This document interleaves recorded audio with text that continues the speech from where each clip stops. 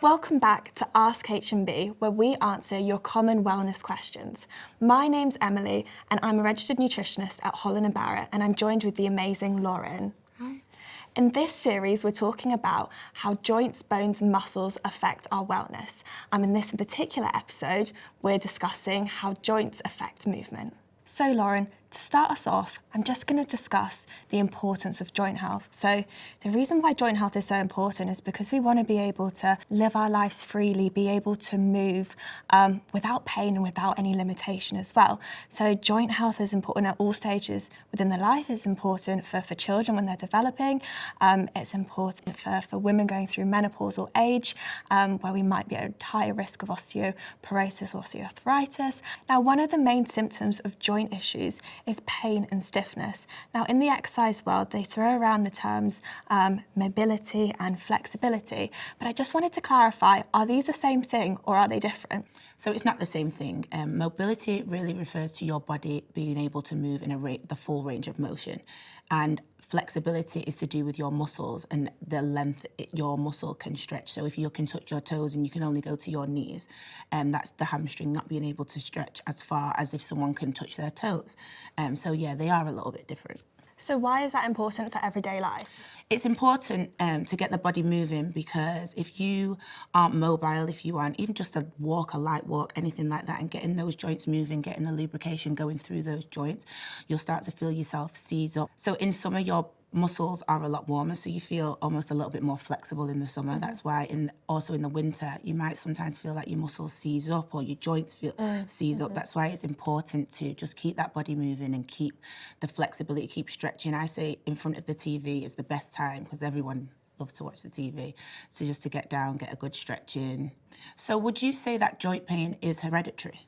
Well, there can be a genetic component to joint issues in cases like arthritis, and it most commonly be rheumatoid arthritis. However, there are preventative measures that we can take in terms of nutrition, supplementation, maintaining a healthy body weight and exercise to help to decrease our risk of sort of suffering with these joint issues.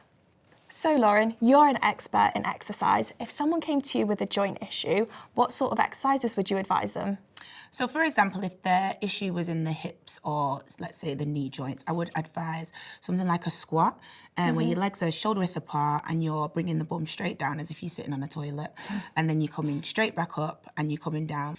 You shouldn't be in pain, so you just go to where you almost start to feel it and then straight back up again. Another great exercise that you can do for your hip and your knee joints, and you can do this anywhere with a chair, is a chair sit. So you can just pop 2 pillows on top of a chair and you're just squatting down until you feel your bum almost kiss that pillow, and then you're coming straight back up, pushing through your heels, making sure you're coming straight back up. And then just to advance it, you can take a pillow away, you can take another pillow away, and then you can also do it on one leg, obviously holding onto something, and then move onto the other leg. And that's just really good to strengthen the knee joints and to strengthen your hips. So a really good exercise that you can do for mobility, and you can literally do it anywhere, especially for like your ankles and your wrist joints. And you can, like I said, do these anywhere. It's just you're rotating your wrists in a circular motion. You can do this working from home, sat behind your computer. You can do it watching the TV.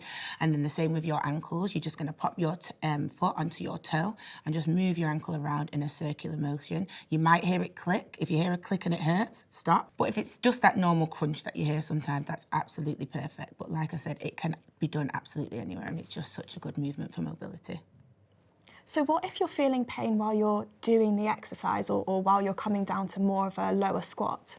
So as you get lower, I would always say only go to where you start to feel the pain. Never go through the pain. Just go to where you start to feel the pain and then come straight up. And you will see over time that that pain will start to reduce and you'll be able to get deeper and lower into that chair sit and into that squat. So we spoke about the exercise side, but we also know that nutrition also plays such a big part in joint health. And what would you recommend? Yeah, absolutely. So when we're looking at joint health, the main foods that we're looking for are anti-inflammatory foods. So a couple of really good examples are oily fish. So we're looking to consume 2 to 3 portions of oily fish per week. alongside that, healthy fats, so things like extra virgin olive oil, avocados, nuts and seeds, lots of whole grains for the antioxidants alongside fruit and vegetables. And alongside that as well, protein, because protein helps to build the muscles which can support the joints. So one of my favourite meals to make would be something like a baked salmon alongside some quinoa, lots of vegetables, a few nuts sprinkled on top and a drizzle of olive oil. I know, Lauren, you're a mum. What sort of foods do you sort of make for yourself in a busy lifestyle? So as you can imagine, being a mum, having kids, it's hard to get anything healthy into children these days. But so what I really try to do is hide it.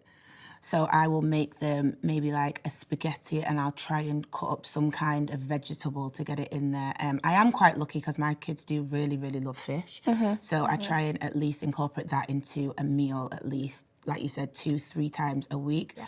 But yeah, kids are hard. Yeah, absolutely. So one top tip that I have is when you're trying to increase the amount of vegetables that you're consuming, because they contain a lot of antioxidants, and those antioxidants can help with reducing the damage to the cartilage that you may get in things like osteoarthritis. What you can do is you can blend those vegetables into a pasta sauce and it hides them within the sauce as well. The other good tip that I have is with things like spaghetti bolognese, where you might be having high-fat red meat. Now, red meat is a pro-inflammatory, so it can increase inflammation, but everything's absolutely fine to consume in moderation. But if we are looking to cut down a little bit on red meat, is doing half and half in that spaghetti bolognese with some lentils, and normally people don't notice if you sneak them in that way. It was really interesting talking to you today about mobility and flexibility, the difference between the two, and how easy it is to incorporate some of those mobility exercises into your routine. I know that I'll definitely be sitting watching TV, twiddling my wrists round. But it's really important to remember that if anybody is feeling any joint pain, any muscle pain, to always go seek professional advice from your doctor. Yeah, absolutely. And I'm looking forward to speaking to you next time where we talk about strength and resistance training and whether it's important.